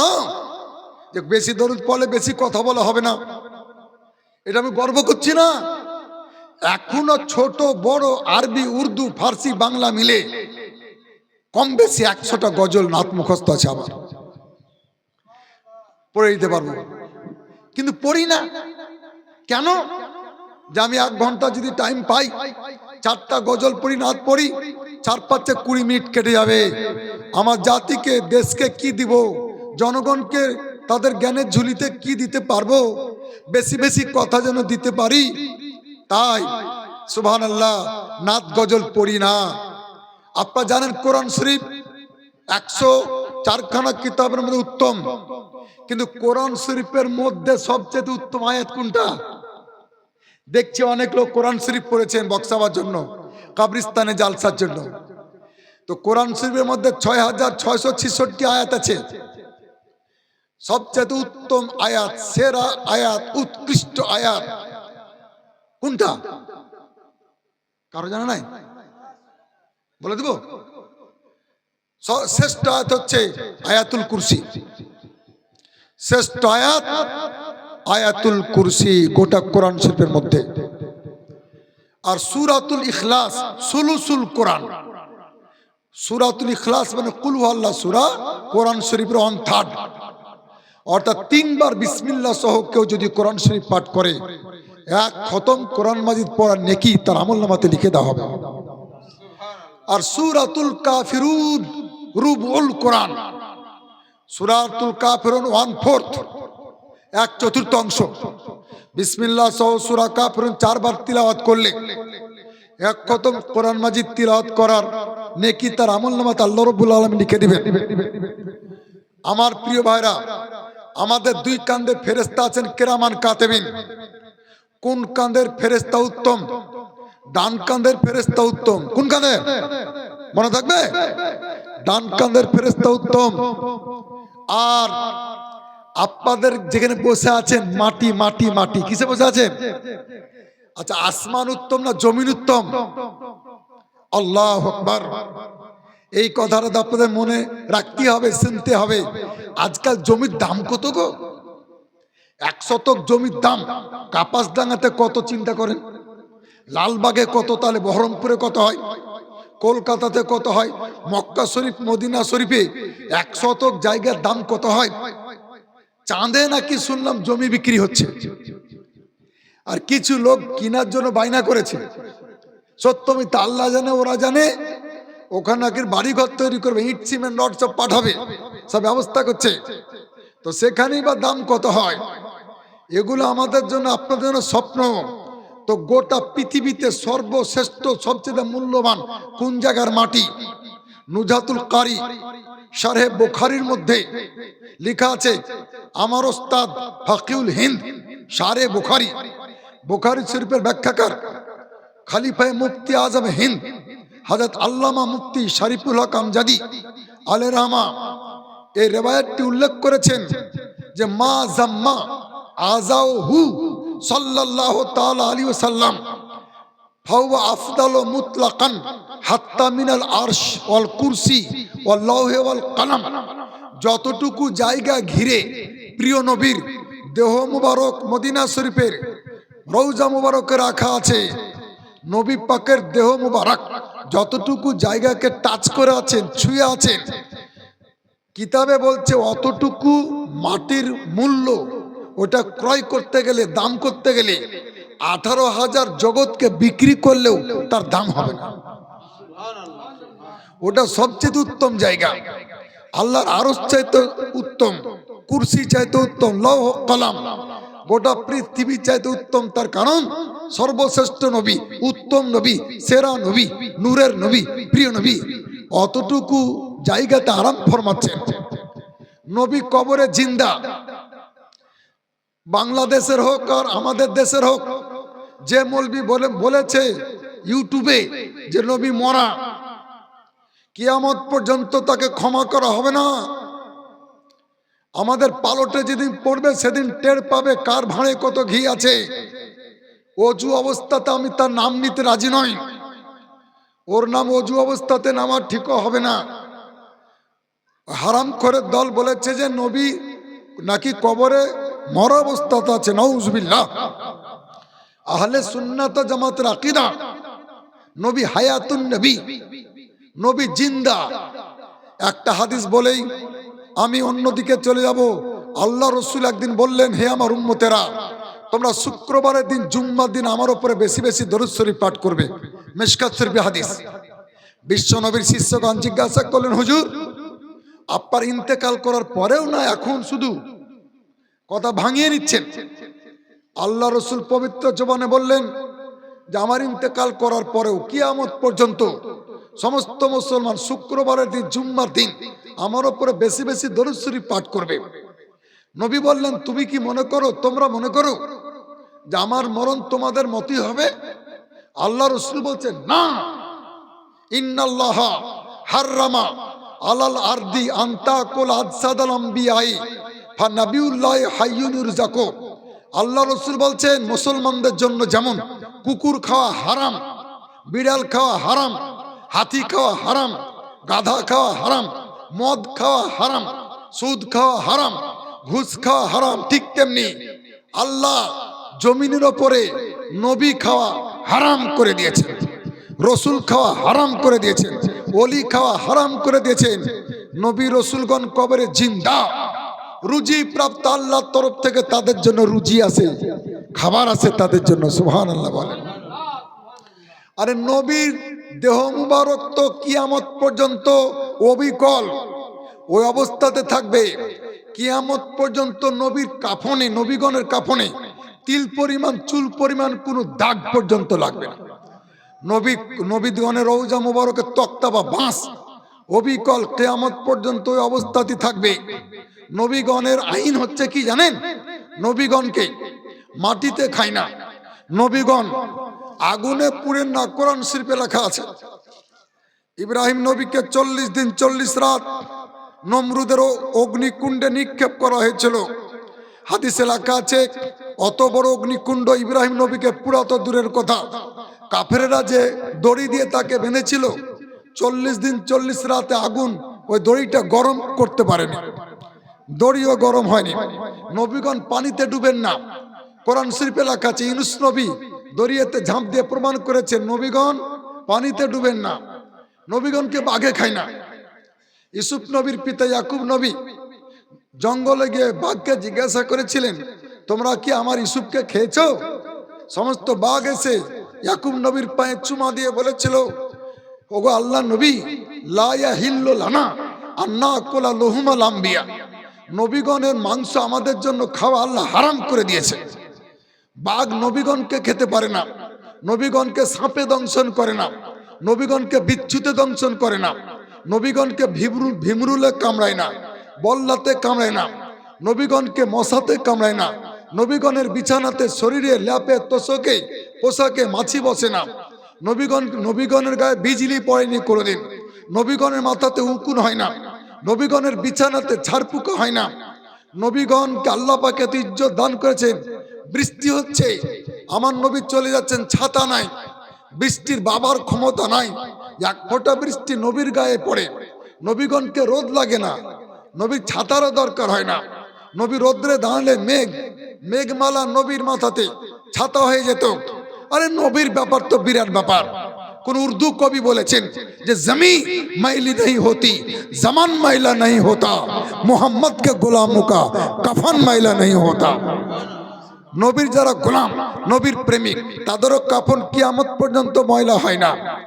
আমার মুসলমান নবীগণকে হাই উঠে না, হামি, এই যে ঘুমের পূর্ব লক্ষণ হা করে, নবীগণকে হাই উঠে না কোনোদিন, হাই উঠেনি। আমাদের নাইট ফলস, আমাদের রাত্রি মিথ্যা স্বপ্ন দেখি আর গোসল ফরজ হয়। নবীদের নাইট রাইট, নবী যা দেখেন ওটা ওহি হয়ে যায়, নবী যা দেখেন স্বপ্নে ওটা আইন হয়ে যায়, ওটা শরীয়ত হয়ে যায়। নবীগণের নাইট ফলস হয় না। নবীগণ তো নবীগণ, কোন নবীর স্ত্রীর কোনদিন ঘুমন্ত অবস্থাতে শরীর নাপাক হয়নি। মুয়াত্তা ইমাম মুহাম্মদ লেখা আছে ওয়া কাযালিকা আলা আজওয়াজিহিম তাকরিমান লাহুম, নবীগণের খাতির করে নবীগণের বিবিগণেরও কোনোদিন জিন্দেগিতে ঘুমন্ত অবস্থাতে শরীর নাপাক হয়নি। এটা শয়তানের চক্রান্ত হয়, আর তাদেরকে শয়তান ওয়াসওয়াসা দিতে পারে না। আচ্ছা ভাই, আপনার ছেলে পিলে নাম রেখেছেন, রাখবেন ভালো করে, কিন্তু সর্বশ্রেষ্ঠ নাম কোনটা তা জানি না। সবচেয়ে উত্তম নাম কোনটা? যত নাম আছে পৃথিবীর বুকে, মোহাম্মদ আলিমুদ্দিন, মোহাম্মদ আবু তাহের, মোহাম্মদ আজমির হোসেন আর মোহাম্মদ গোলাম মুরসালিন। তারপর বক্তব্য রেখে গেলেন মুফতি আলমগীর হোসেন, মুসা, ঈসা, যত নাম আছে। সাহাবা ইকরাম বলে, হুজুর সর্বশ্রেষ্ঠ নাম কোনটা? আল্লাহ রাসূল বলছেন আহাব্বুল আসমা ইলাল্লাহ আব্দুল্লাহ, আব্দুর রহমান। যত পৃথিবীতে নাম আছে সর্বশ্রেষ্ঠ নাম হচ্ছে আব্দুল্লাহ, তারপর আব্দুর রহমান, ওয়াসদাকুহা হুমাম ও হারিস, আর সবচেয়ে সাচ্চা নাম হচ্ছে হুমাম আর হারিস। এই হাদিসটা পড়ার পরে নিয়ত করেছিলাম আমার সন্তান যদি হয় তো চারটার মধ্যে একটা নাম রাখবো। তাই নিজের ছেলের নাম রেখেছি মোহাম্মদ হুমাম রেজা। হুমাম শব্দের প্রশংসা, এই নামের প্রশংসা আল্লাহ রসুল করেছেন। তো নবীর সাথে যাদের সম্পর্ক হয়ে যায় তার সম্মান বেড়ে যায়, ইজ্জত বেড়ে যায়। এই জন্য পৃথিবীতে যত লোকের বাপ আছে সবচেয়ে উত্তম বাপ নবীর পিতা হযরত আব্দুল্লাহ রাদিয়াল্লাহু তাআলা আনহু। পৃথিবীতে যত লোকের মা আছে সবচেয়ে উত্তম মা, সেরা মা, শ্রেষ্ঠ মা, প্রিয় নবীর মা হযরত আমিনা রাদিয়াল্লাহু তাআলা আনহা। পৃথিবীতে যত লোকের আপনার দুধ মা আছে, পরের মায়ের দুধ পান করেছেন, সর্বশ্রেষ্ঠ দুধ মা, সেরা দুধ মা, উত্তম দুধ মা, নবীর দুধ মা হযরত হালিমা রাদিয়াল্লাহু তাআলা আনহা। পৃথিবীতে যত জন্মভূমি আছে তার মধ্যে সবচাইতে উত্তম জন্মভূমি, শ্রেষ্ঠ জন্মভূমি, সেরা জন্মভূমি, নবীর জন্মভূমি মক্কা নগর, মক্কা শহর। পৃথিবীতে যত লোকের দাদু আছে, দাদু, তার মধ্যে উত্তম দাদু, সেরা দাদু, শ্রেষ্ঠ দাদু, নবীর দাদু হযরত আব্দুল মুত্তালিব রাদিয়াল্লাহু তাআলা আনহু। পৃথিবীতে যত লোকের নানা আছে, নানা, তার মধ্যে উত্তম নানা, সেরা নানা, শ্রেষ্ঠ নানা, নবীর নানা হযরত ওয়াহাব রাদিয়াল্লাহু তাআলা আনহু। পৃথিবীতে যত লোকের নানি আছে, নানি, আমার নানি, আপনার নানি, শ্রেষ্ঠ নানি, উত্তম নানি, সেরা নানি, নবীর নানি হযরতে বিররা রাদিয়াল্লাহু তাআলা আনহা। পৃথিবীতে যত লোকের দাদি আছে তার মধ্যে উত্তম দাদি, শ্রেষ্ঠ দাদি, সেরা দাদি, নবীর দাদি, নবীর সাথে সম্পর্ক, নবীর লিঙ্ক হয়েছে তার সাথে, নবীর দাদি হযরতে ফাতেমা রাদিয়াল্লাহু তাআলা আনহা। কাজেই শ্রেষ্ঠত্ব কোন দিকে? নবী যেদিকে, উত্তম সেদিক যেদিকে, নবী যেদিকে, সেরা ওই দিকে, নবী যেদিকে। এখন পর্যন্ত আপনারা নামাজ পড়েন কি পড়েন না? পড়েন না? ও জোরে বলছেন না কেন তাও আমি জানি। হয়তো মনে মনে করছেন এবার মুফতি সাহেব নামাজ পড়তে বলবে, ভয় লেগে গেছে। মানে আমি পরীক্ষা করে দেখলাম বর্তমান যুগের ছেলে মেয়েরা সব করতে রাজি পড়া বাদ দিয়ে, আর মুসলমানেরা সব করতে রাজি নামাজ পড়া বাদ দিয়ে। তাই না? এটাই খুব ভারী। আমার পরীক্ষা এটা, আমার চাইতে ভালো পরীক্ষা আপনার হতে পারে, এই জন্য আপনারা বলছেন না। আচ্ছা বলেন তো, ইমামের ডান দিকে দাঁড়ালে বেশি নাকি না বাম দিকে দাঁড়ালে বেশি নাকি? বাহ, মশলা জানেন আপনারা। আরে কাপাস ডাঙ্গের মুসলমান, আহারে জাফরাবাদে ইমামতি করতেন মাওলানা আতাউর রহমান রিজভী, মারা গেছেন, আল্লাহ জান্নাতবাসী করুন। আমরা বলি আমিন। সুন্নি জামাতের কড়া আলেম ছিলেন উনি, খুব কট্টর। ইমামের ডান দিকে দাঁড়ালে বেশি নাকি, কিন্তু তাজ্জব ব্যাপার, অবাক কাণ্ড, পৃথিবীতে একটাই মসজিদ আছে, ওই মসজিদে ইমামের বাম দিকে দাঁড়ালে বেশি নাকি। সুবহানাল্লাহ আগে বলেন, আরো জোরে। একটা মসজিদ আছে, ওই মসজিদের বাম দিকে দাঁড়ালে বেশি নাকি। কোন মসজিদ? ওটা হচ্ছে মদিনা শরীফের মসজিদে নববী, যে মসজিদের এক কোনায় প্রিয় নবীর রওজা মুবারক, হুজুরের রওজা মুবারক। আরে মদিনা মদিনা অনেকে শুনেছেন, কেউ দেখেছেন। আমি মদিনা দেখার পরে এই সিদ্ধান্তে পৌঁছিলাম, আগে বলতাম সোনার মদিনা, এখন সোনার মদিনা, নূরের মদিনা। আমি বলেছি পৃথিবীর বুকে কেউ জিন্দা জান্নাত যদি দেখতে চান তারপর মদিনা শরীফ যান। জিন্দা জান্নাত দাঁড়িয়ে আছে মদিনা, যেহেতু জান্নাতের জান্নাত, দয়াল নবী মুস্তাফা ওখানে আরাম করছে। আপনারা জানেন না, মদিনার কাঁকর, ছোট ছোট কাঁকর পাথর পূর্ণিমার চাঁদকে চ্যালেঞ্জ করে যে পূর্ণিমার চাঁদ সাবধান, তোর চাইতে আমি কোনো অংশে কম নই, তুই পূর্ণিমার চাঁদ। আর আমার কোলে আরাম করছেন মদিনার চাঁদ, দয়াল নবী মুস্তাফা। মদিনার ছোট্ট ছোট্ট আপনার কাঁটা, বইয়ের কাঁটা, বাবলার কাঁটা জান্নাতি গোলাপ ফুলকে চ্যালেঞ্জ করে, ওরে জান্নাতুল ফেরদৌসের গোলাপ ফুল সাবধান, তুই কি মনে করিস অহংকার বেশি করবি না, তুই গোলাপ জান্নাতের গোলাপ ফুল। আর আমার কোলে আরাম করছেন জান্নাতের জান্নাত, স্বয়ং আল্লাহর রাসূল। এই জন্য মুসলমান সেই মদিনা শরীফ জিন্দা জান্নাত একবার দেখে আসেন, যান উমরাতে যান, একবার ঘুরে আসেন। সুবহানাল্লাহ। কবরস্থানে বাথরুম নাকি লাগাচ্ছে, দেখি বাথরুম চলবে কিনা। কবরস্থানে যদি ফাঁকা জায়গা থাকে, কবরস্থানে যদি ফাঁকা জায়গা থাকে, এখনো কবর হয়নি, তো ওইখানে বাথরুম তৈরি করা যেতে পারে, তবে বেশি দুর্গন্ধ যেন কবরস্থানে না ছড়ায়, মসজিদের পাশে যেমন থাকে ওই রকম তৈরি করতে হবে। তার কারণ যারা মাটি দিতে যাবে ওদের তো ধরে লেগে যেতে পারে পেচ্ছাপ পায়খানা, ওদের সুবিধার্থে কোথায় দেখলাম যেন জালসা করতে গিয়ে ওরা বাথরুম তৈরি করেছে। বাথরুম তৈরি করতে পারে, কিন্তু গন্ধ যেন না ছড়ায়, স্যানিটারি করবেন, গন্ধ ছড়াবে না সে ব্যবস্থা রাখবেন। এবং যেখানে কবর নাই, ফাঁকা জায়গা, ওখানে। আল্লাহ আল্লাহ। কাজেই পৃথিবীতে যত বংশ আছে, উত্তম বংশ কুরাইশ বংশ, নবীর বংশ। নবীর বংশের নামে কোরআন একটা সূরা অবতীর্ণ হয়েছে, সূরা কুরাইশ। বুঝা গেল নবীর সাথে যার সম্পর্ক হয়ে যাবে, যে যত নবীর কাছে হবে, তার মান ইজ্জত আল্লাহর দরবারে তত বেশি হয়ে যাবে। আপনারা যদি বড় হতে চান, সম্মানী হতে চান, তাহলে প্রিয় নবীর কাছাকাছি হয়ে যান। এক পীর সাহেব হালুয়া বিক্রি করতেন, হালুয়া হালুয়া। তো দু রকমের হালুয়া বিক্রি করতেন, একটা বাসি ঠান্ডা আর একটা টাটকা গরম। কাস্টমার যখন যেত হুজুরের কাছে, যে হুজুর হালুয়া নিব, তো হুজুর দেখাতেন কোনটা নিবা, দেখো এটা টাটকা গরম আছে, আঙ্গুল দিয়ে দেখো, আর এটা ঠান্ডা বাসি।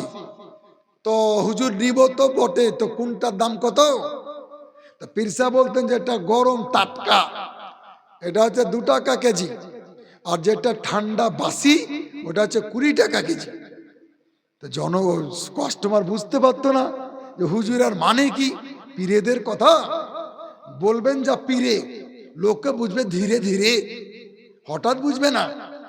তো বলে হুজুর এরই তো দাম বেশি হওয়া দরকার ছিল।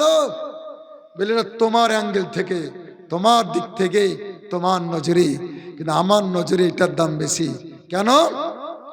বাসি যেটা, ঠান্ডা যেটা আগে তৈরি হয়েছে, আর এটা গরমটা পরে তৈরি হয়েছে।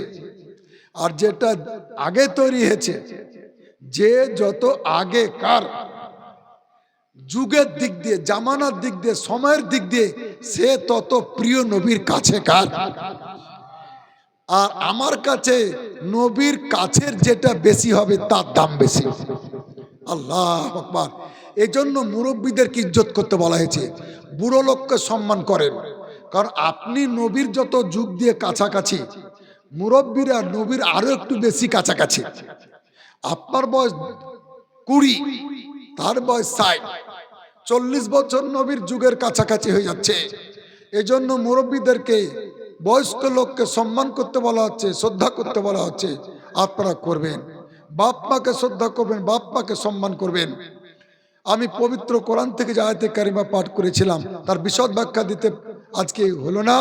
তবে শুনেন, সুন্নি জামাতকে বাঁচাতে চান, ইমান আকীদার হেফাজত করতে চান, শুধু বক্তব্য শুনলে হবে না, হুজুরদের লেখা কিছু বইপত্র পড়তে হবে।